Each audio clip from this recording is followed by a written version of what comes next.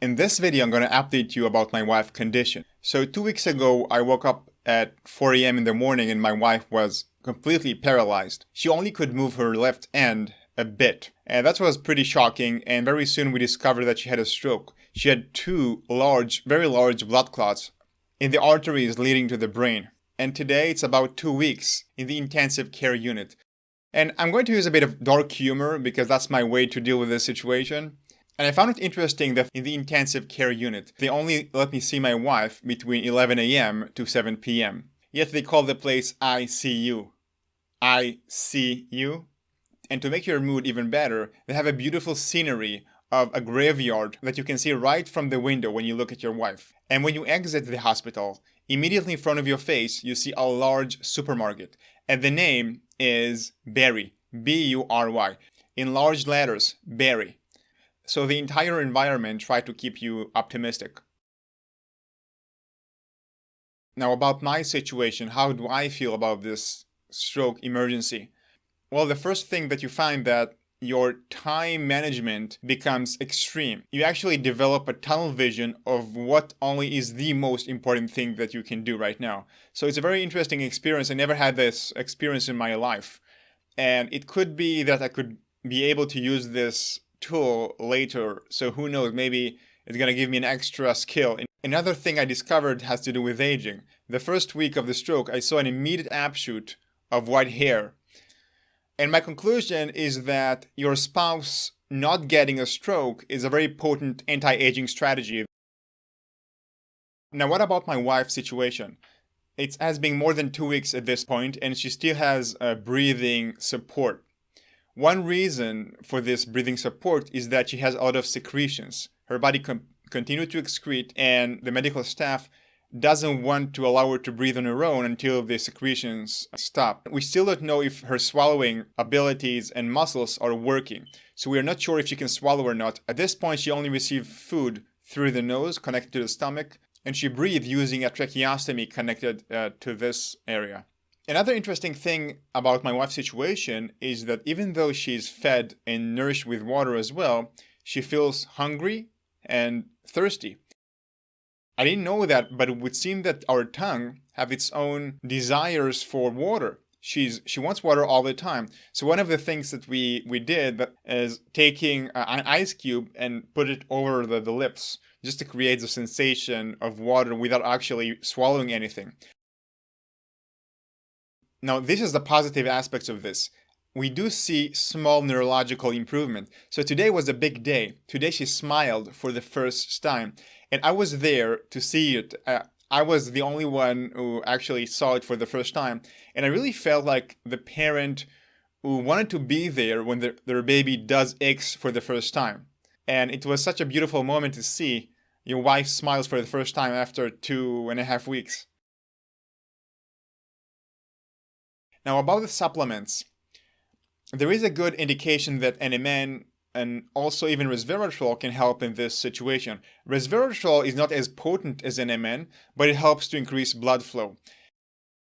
And NMN, I showed a few of the studies in the last videos, can actually help neurological regeneration, exactly what my wife needs, because the body tries to remove the old damaged cells and now rejuvenates the nerves. And this is not easy at age 30. She's not 70, but she's also not 5.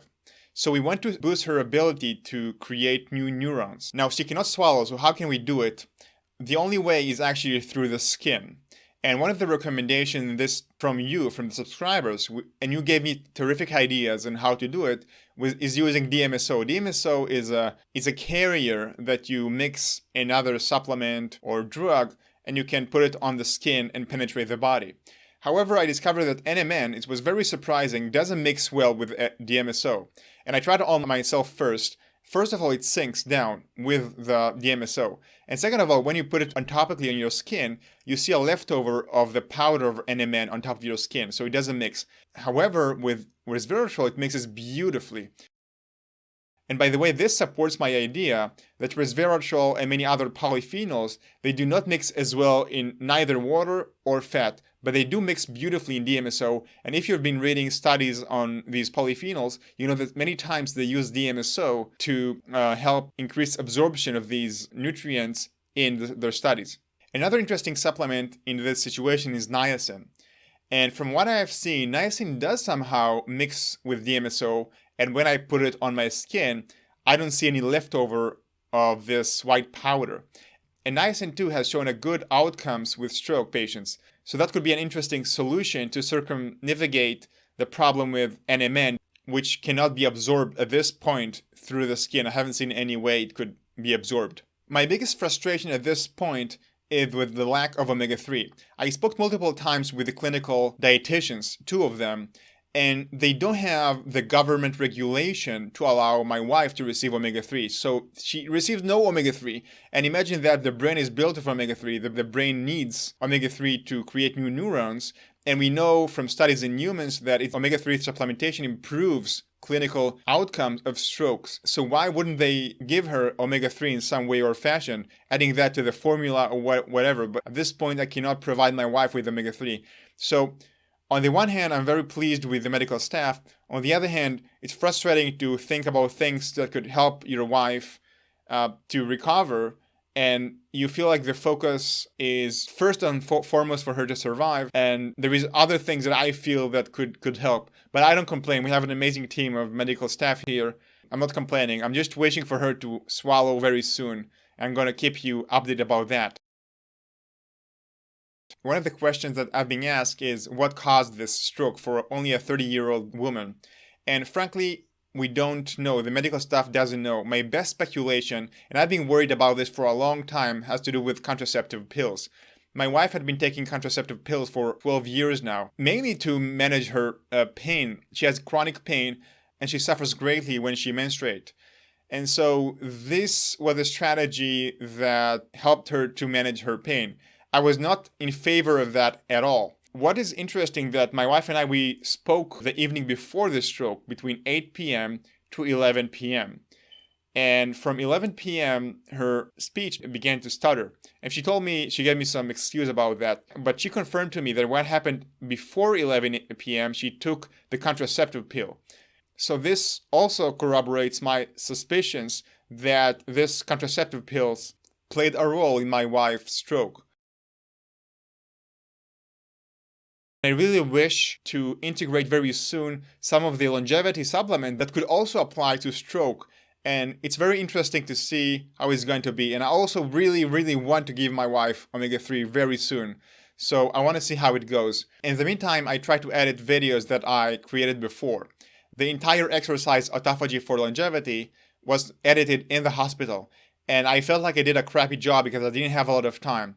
And you may have noticed that there were segments that my voice wasn't perfect. It was recorded in the hospital actually, and I really tried to do my best, but I know that this is the best I can do at this point. But I continue to produce videos in this channel. Last thing about this whole experience. One of the things that you really feel every day is blessed.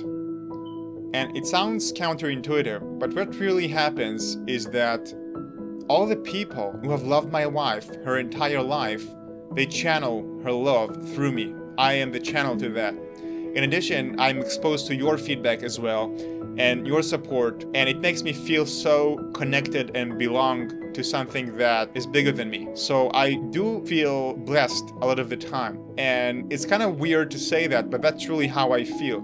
And it's also a good time to say thank you so much to all the patrons who also support me financially at this point, and especially a big thank you to Rimon, who contributed $100. So thank you so much, Rimon, and I love you also because we have similar names as well. So thank you so much, and you must know that you give me a huge boost of energy and support.